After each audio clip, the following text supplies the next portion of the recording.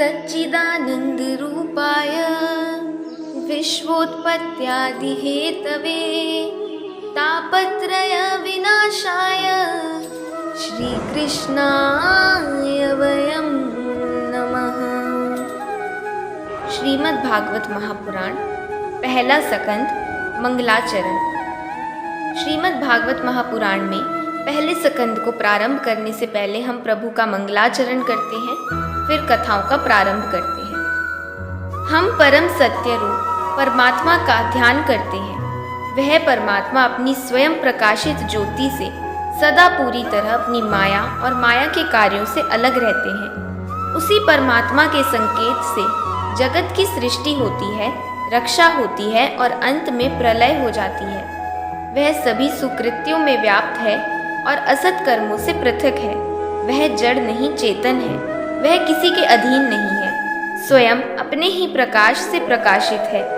उन्हीं परम प्रभु ने ब्रह्मा को वेदों का ज्ञान दान में दिया है। परमात्म ज्ञान में बड़े बड़े विद्वान मोहित हो जाते हैं। जैसे सूरज की तेजमय किरणों में जल में स्थल का और स्थल में जल का भ्रम होता है, वैसे ही जिसमें त्रिगुणमयी जागृत स्वप्न सुपुष्पित रूपा मिथ्या होने पर भी स्थिति की सत्ता से सत्य प्रतीत होती है। इस श्रीमद् भागवत को महामुनि व्यास ने रचा है। इसमें मोक्ष प्राप्ति तथा परम धर्म प्रतिष्ठा की गई है।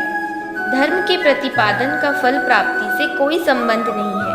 इसमें परमात्मा की उस शक्ति का निरूपण है जो दैविक भौतिक तापों से छुड़ाने वाली है और परम कल्याण करने वाली है। इस शक्ति से परिचित होना सभी मानवों के लिए आवश्यक है। जिस समय भी पुण्य पवित्र जन इससे सुनने या जानने की इच्छा करते हैं, उसी समय वह परमात्मा बिना देर किए उनके हृदय में बंदी बन जाते हैं। यह सभी शास्त्रों से अच्छा मार्ग है भगवत प्राप्ति का। यह श्रीमद् भागवत वेद रूपी कल्प वृक्ष का पका हुआ फल है। श्री सुखदेव जी ने इसे अपने मुख से लगाया है, अतः यह रसमय आनंद के अमृत से और अधिक मीठा हो गया है। शूक का अर्थ है तोता, और ऐसा कहा जाता है कि तोते द्वारा काटा हुआ फल अत्यंत मीठा होता है। भागवत के फल में न कोई छिलका है, न कोई गुठली है, अतः इसमें त्यागने या फेंकने योग्य कोई अंश नहीं है। यह साक्षात रस की मूर्ति है।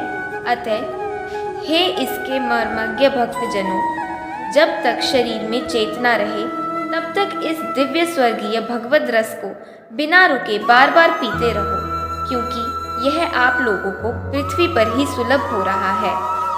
प्रथम अध्याय कथा का प्रारंभ। परम पवित्र गोमती नदी के किनारे एक सुंदर वनस्थली है। इसको नैमिषारण्य क्षेत्र कहते हैं। एक बार वहाँ 88,000 ऋषि एकत्रित हुए। उनके प्रतिनिधि थे शौनक जी। उनके वहाँ एकत्रित होने का कारण यह था कि वहाँ कलयुग प्रवेश नहीं कर सकता था, अतः वे विघ्नों से दूर रहकर भगवत प्राप्ति के लिए साधना कर सकते थे। कलयुग इस क्षेत्र में आने से इसलिए डरता था क्योंकि वहाँ सुदर्शनधारी श्री कृष्ण का सुदर्शन चक्र गिर गया था, अर्थात चक्र घूमते घूमते वहाँ रुक गया था। उसकी नेमी वहाँ गिर गई थी, इसीलिए उस क्षेत्र का नाम नैमिषारण्य कहा जाता है।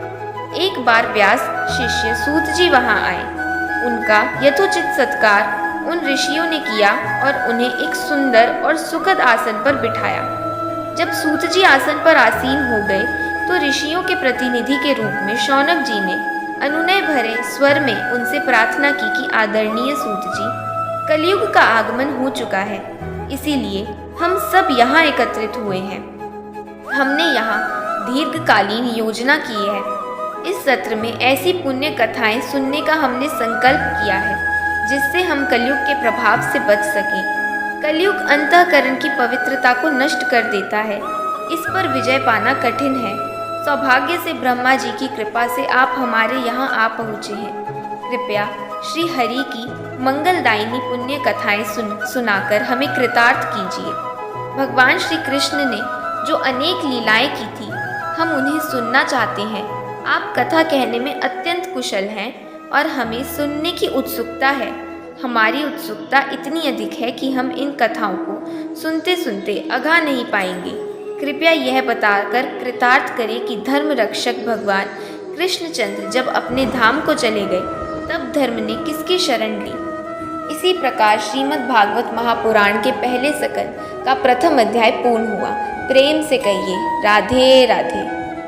अगर हमारी वीडियो आप लोगों को पसंद आई हो तो चैनल को सब्सक्राइब कीजिए, वीडियो को लाइक कीजिए और कमेंट में राधे राधे अवश्य लिखिए।